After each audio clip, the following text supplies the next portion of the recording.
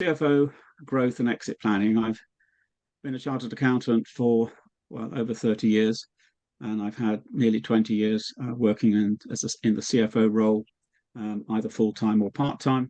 And I've sold businesses, bought businesses, and had a lot of experience of dealing with trying to grow businesses, raising money, etc., etc. So I hope that you enjoy this. And as the note says, what does success look like for you?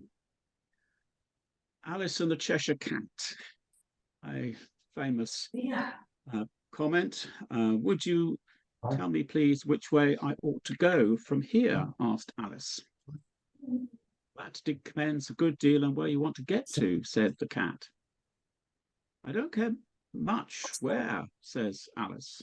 It doesn't matter which way you go, said the cat. And that's a bit like business. Where do you want to go? Where do you want to get to? I think a lot of businesses do what I call hit and hope, very much out down in the weeds, and without any real strategic planning. And my role as CFO and exit planner is to help obtain that strategic overview, clear plan, and seek to work with you to deliver it. Some statistics about businesses and business survival.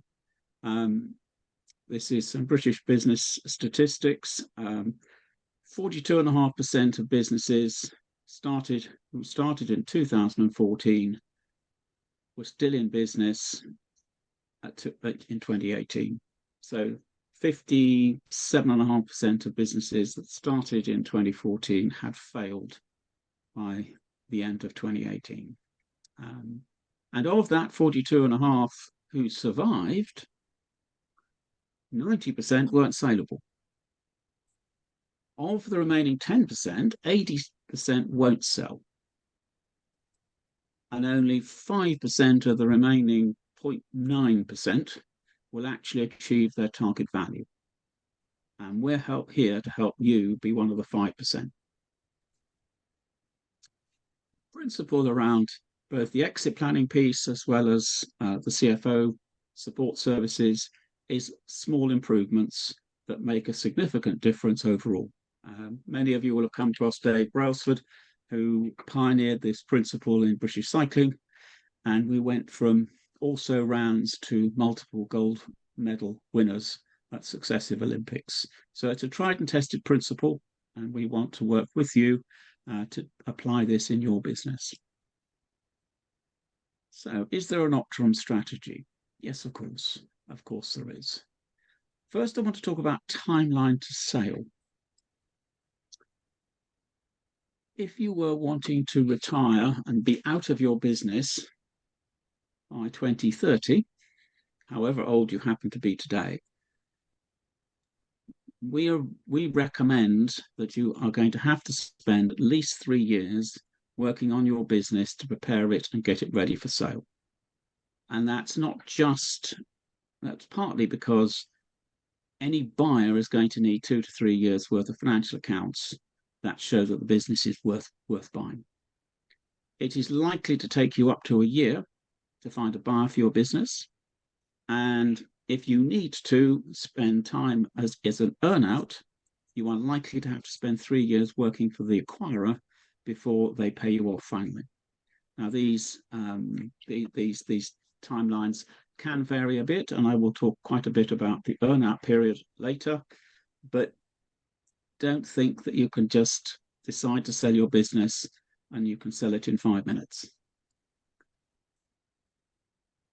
One of the issues about deciding to sell now without preparation is that you are likely to have to take a 60% discount. You will probably only get 40% of its value. So you need to plan 3 to 5 years ahead. And my question to you is, how will you feel if you don't plan and you leave 60% of the value of your business on the table for somebody else? If you want to avoid that, then you must plan. So what will you do? Will you plan or not? I hope you will.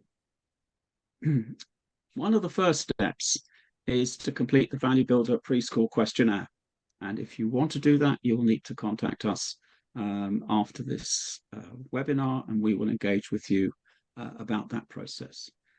Why the pre-score questionnaire? One of the issues, one of the statistics is that 75% of business owners who sell their business regret doing so a year later. Various reasons for that, but one of the most important aspects is they don't plan either about what they're going to do after they sell. And so if you're planning to sell your business, do you want to travel to exotic locations with blue seas and sandy beaches? Do you want to ride a bike down the ocean highway, or take your family to the Caribbean or some nice sun-kissed island? Or do you want to take up a new hobby, such as hot air ballooning? It is important that you think about what you want to do, and if you have a wife or partner or husband or partner, that you both think through what you're going to do. So exit options. You can sell outright. You can recapitalize and go again. Perhaps build a bigger team, get some better quality people into the team.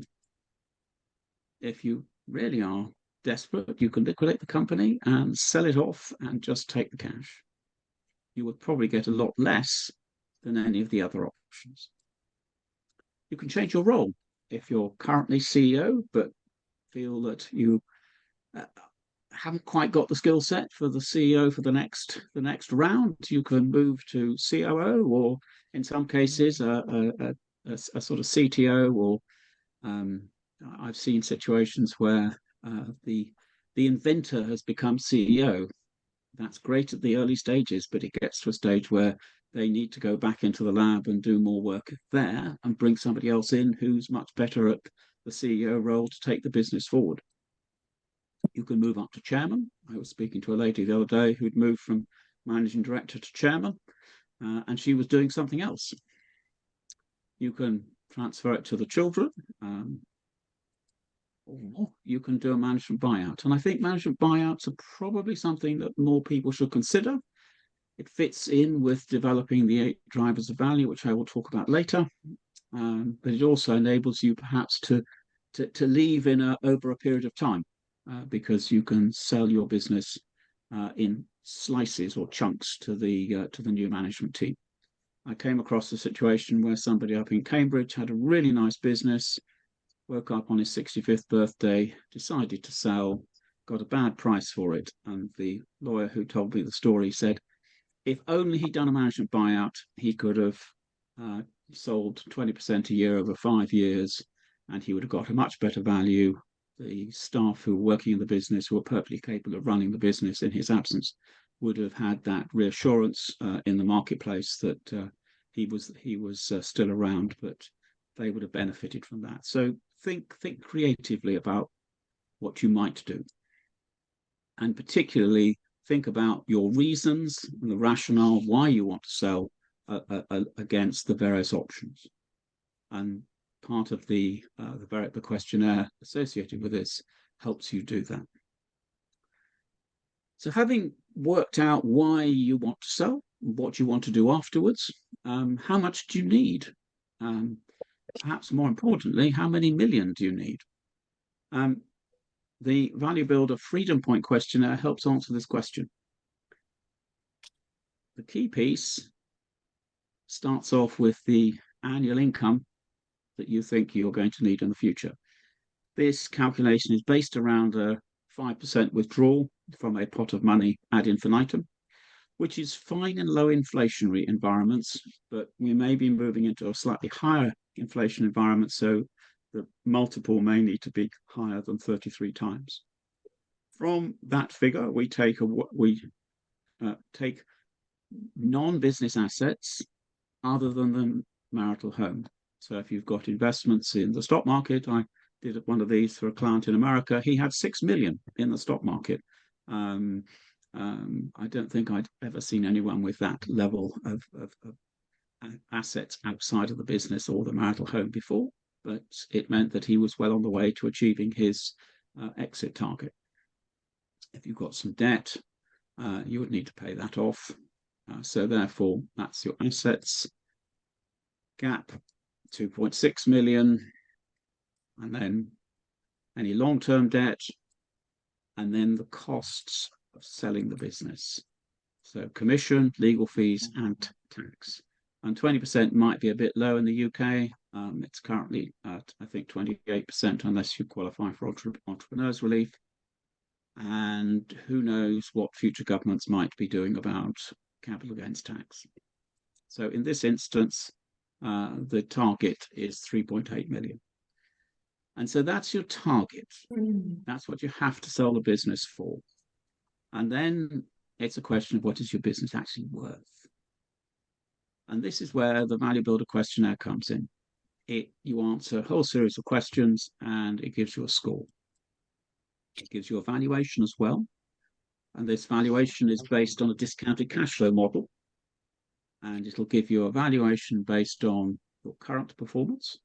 And then it'll give you a valuation based on what it would be if you improve the 8 drivers of value, which I'll come on to talk about a bit later. And what does that do if you haven't undertaken the 8 drivers of value? Then adding 100,000 of profit only adds a relatively 350,000 in actual value.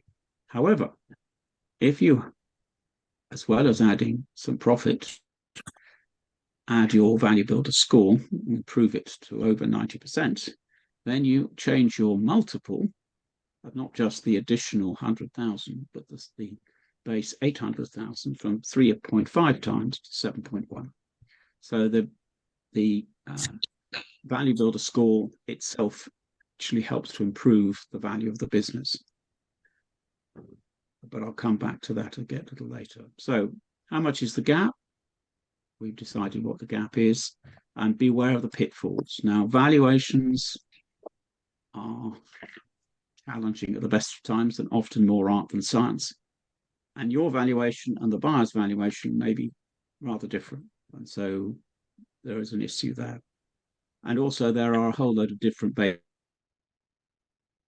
of value. So you've got EBITDA multiples, which we've just shown you, discounted cash flow, profit, asset-based, and some of the IT businesses are based around recurring revenue, as are a number of professional practices. So accountancy firms, law firms are often valued on a multiple of recurring business.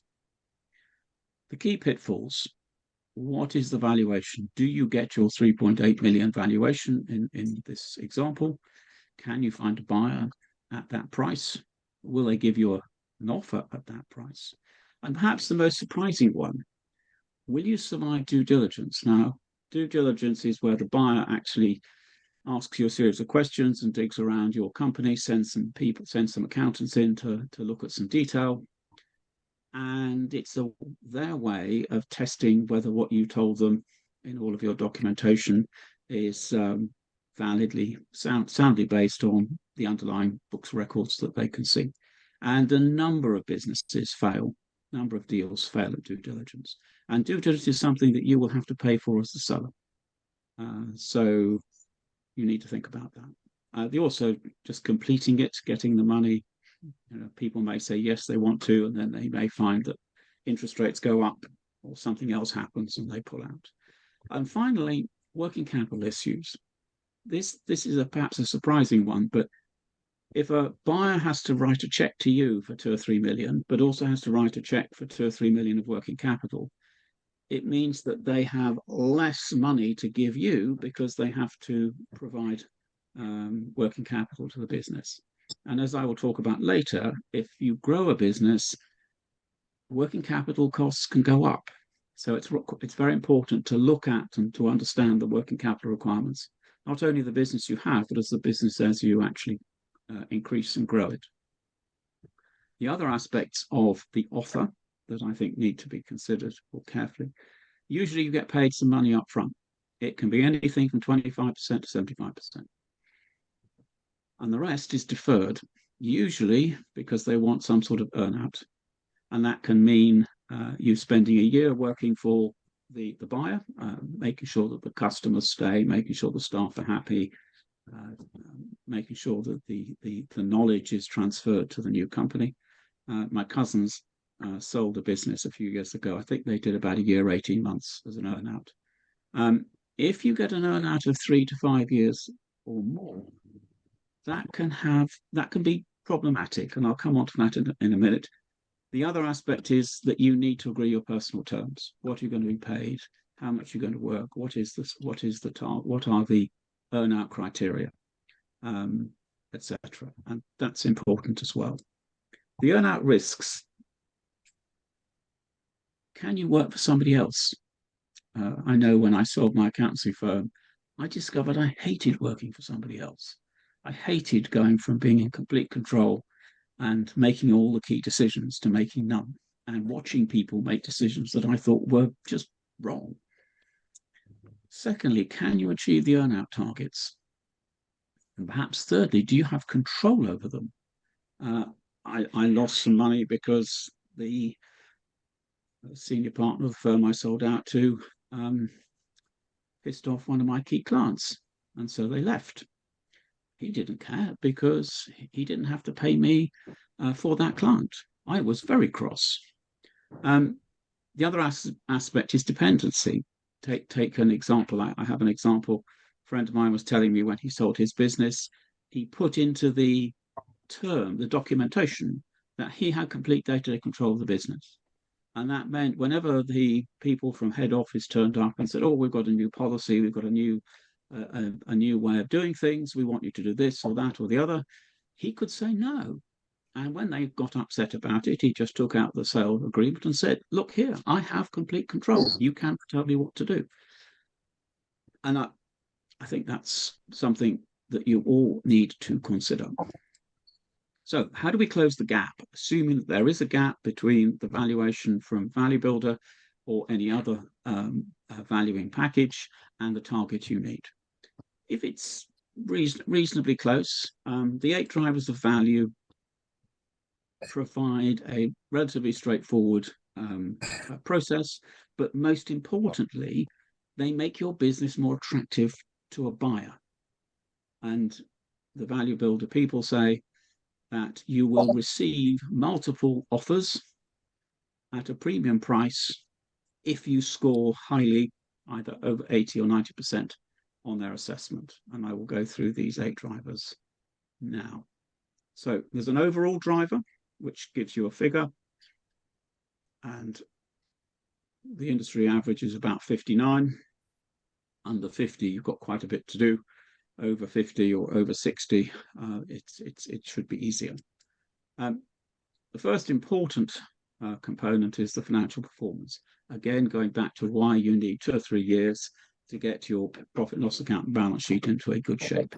That may mean that you can't take excessive remuneration out of the business. It may mean you've got to look at new products and services. It may mean that you've got to bring some new people into the business to help the business to perform better. Second point here is growth potential. The more your company grows each year on year in the period up to sale, the higher the multiple you will receive. So if you're growing at 20% or 30%, you will receive significantly higher valuation offers. Businesses buying you will want to grow the business. They won't be buying you if they didn't want to grow it. So they've got to understand from their perspective how it fits into their business and how their investment and their involvement is going to actually turn your business into a growth star.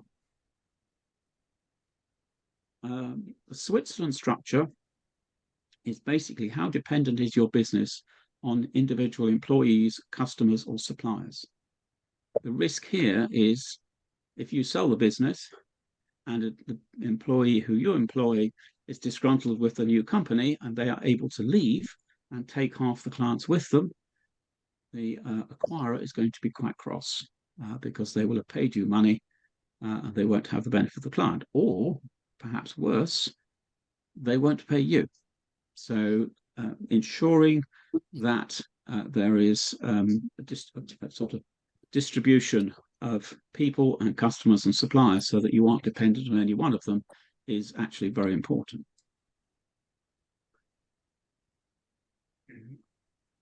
The cash in the business, how do you get paid by your customers? Does your business generate cash or consume cash? For example, if you are turning over 100,000 a month and you have, let's say you have some work in progress or stock, that means that it takes a month to generate the sale, and then it takes you 2 months to get paid, you effectively have 3 months locked up of cash in your business. 30 days in work in progress and 60 days in debtors. If you are paying your creditors on 30 days, then you effectively have a net 60. And that means that every time you add £10,000 to your turnover, you have to effectively add 2 months or double that to your working capital requirements. If you are consuming cash. If, on the other hand, you are getting paid early, getting paid up front, getting money up front, or a percentage of the money up front, then you have a cash positive business. It actually makes it easy to grow that business, but it also makes it much more attractive to an acquirer.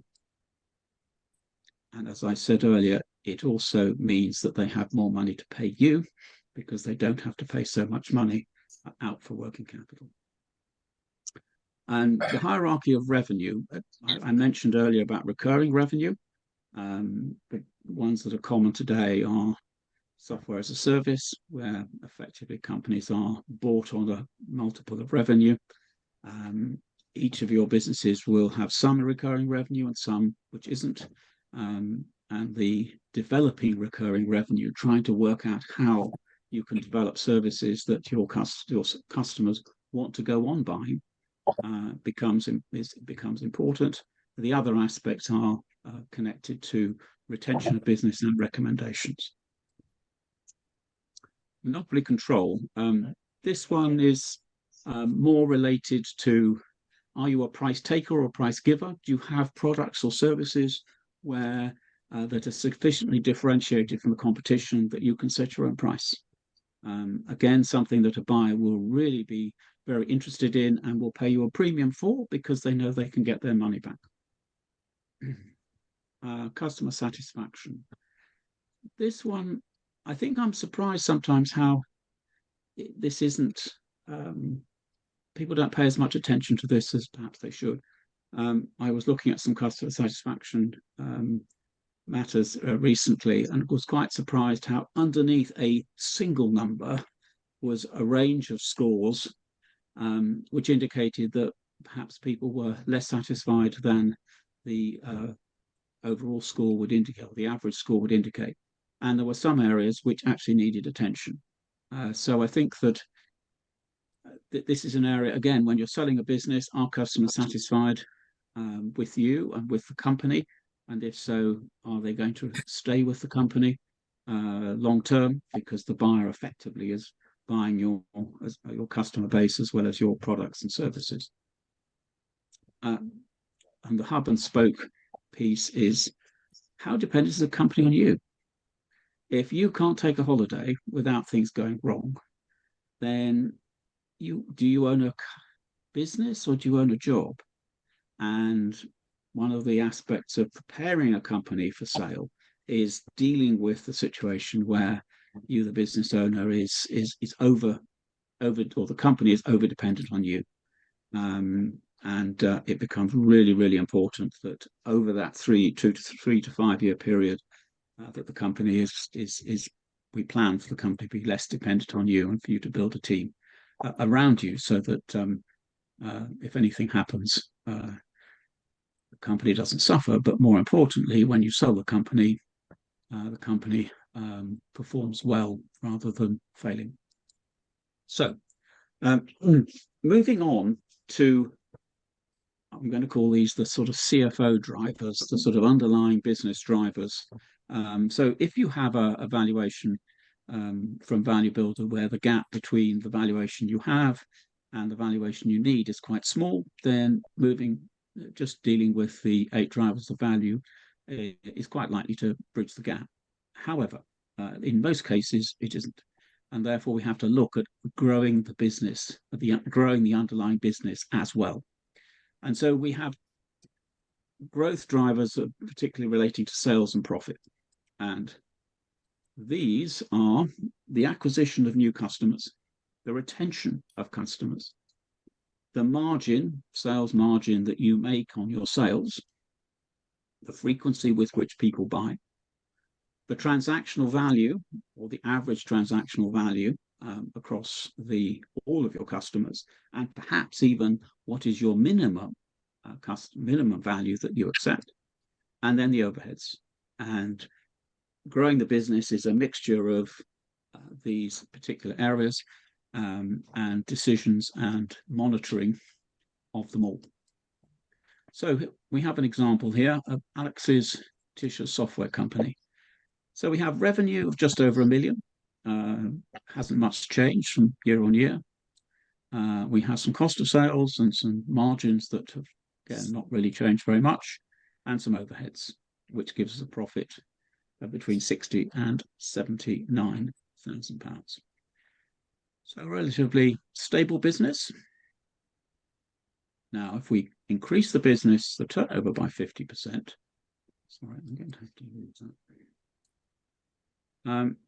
We end up with gross profit going up from 79 to 119, and the other various gross profit and overheads percentages staying the same. Then we look at cash drivers.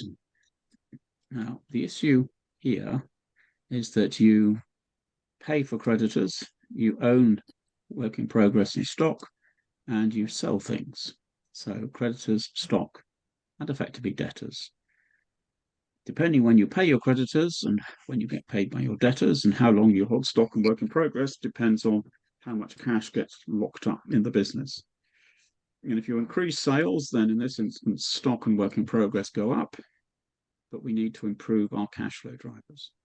So taking back to our previous example, we have the 50%. Now, if we have 72 days and 27 days for debtors and creditors, and we maintain those as we grow the business, we have to put £98,000 into debtors, and we only get 34,000 additional from our creditors.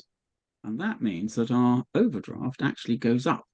And that's assuming that actually our bank allows us to go from 53,000 to 77,000. In most cases, they probably wouldn't. So what do? So we have issues here with creditors, stock, and debtors, and we need to basically reduce some of our costs and some of our areas which consume cash. So, for example, if our debtor days go down from 72 to 40, we throw out £87,000 worth of extra cash. And on its own, that turns our £53,000 overdraft into a £34,000 surplus. It also means that we perhaps can pay things better and take discounts, and there's a net swing of 87,000. So there's potentially other areas that are improving. In this instance, if we have creditor days, you've got debtors and creditor days, so the figure becomes 24,000. Sorry, I've got that wrong. I think. Did I do that? Yeah, that shows you the impact of the debtor days. So the 7 business drivers we've got: frequency, transactional values, retention, acquisition, cash flow, margin, and some quick wins around looking at debtor and creditor days. So we want to grow our business. So what's your plan? How much and by when do you want to grow the business? In this case, you must be certain that the capital you release from the sale of the business will allow you to live your life. So that's relating back to knowing your number. It's also, you can't drive looking backwards, you can only drive looking forwards, and so we need a plan. It's a nice road. So is that from the CFO perspective, we help you to plan using those, I call them switches, those assumptions, that we talked about earlier, and we build a 5-year forecast based around agreed assumptions, and we then look to improve the sales, the margins, and the cash flow. And therefore, we build the business, I call it safely. We lay firm foundations and we build the business safely. But planning is just the beginning. So we've done the planning piece, and then we start to monitor the performance. Are we nearly there yet? And so we review each month or minimum quarterly, how are we to plan? How are we doing? How are we doing? And we will regularly replan, of course. So we're looking at KPIs, and the KPIs can both be financial and non-financial. So that gives the business owner, you, the business owner, some key statistics to monitor the business around. So we have these. Sorry, I'll go back to those two. So you've got the sales performance, and you've got the cash performance. So we are measuring how you're doing based on the assumptions that we've agreed. And we're working together on this on a monthly or quarterly basis. So the other piece is knowing how your business will be valued. This is we talked about this earlier, and there's some examples of different types of valuation or different methods of valuation. We keep an eye on those every time we meet and have a review. The important piece here is keeping your eye on the prize. So we have what we're trying to achieve. So the 12 key steps to business growth: knowing how to grow your business, understanding your business growth drivers, quick wins relating to cash and generating more cash, improving cash flow through some planning, margin and cost control, reducing customer attrition, looking at gap analysis and cross-selling, transactional value or transaction numbers and value, customer acquisition, the detail around knowing your number, and getting the business in an attractive status to attract people who want to acquire the business, and a continuous monitoring of performance and plan, but also what's the phrase I'm looking for? Refreshing the plan on a regular basis, depending on performance and depending on the market. So in summary, thank you for coming. I'm happy to move to a Q&A session. So I will, this is a Zoom call, which I think Mary's put into the chat, and there's my email address, which I think you already have, but would love to hear from you. So I'm happy to take any questions.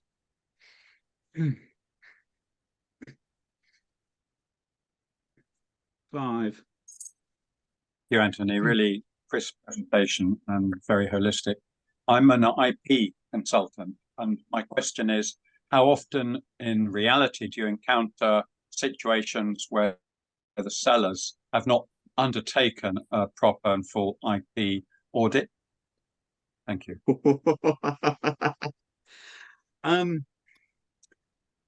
Not often, but I wouldn't like to say that people don't miss it. But if I think it depends who the buyer is. If the buyer's within that industry, then of course they're going to take it because they've got it on their balance sheet. They're buying you partly for the IP. It's possible that somebody would, but then I would have thought that the seller would be highlighting the IP and trying to improve the value of the IP. So in that sense, I don't think it would get missed. There might be a disagreement on what it was worth. That might be the real issue, I think. But I think in that, what is this company worth? And that's where I provide support in that process around, trying to understand the various components of the business and trying to understand, what it might be worth. And I hate to say it, but when somebody says, "What's my business worth?" my first question has been, "Are you buying or are you selling?" Because there are ways. How easy is it for you to put IP into the asset value? I think if you've got a business that is building IP,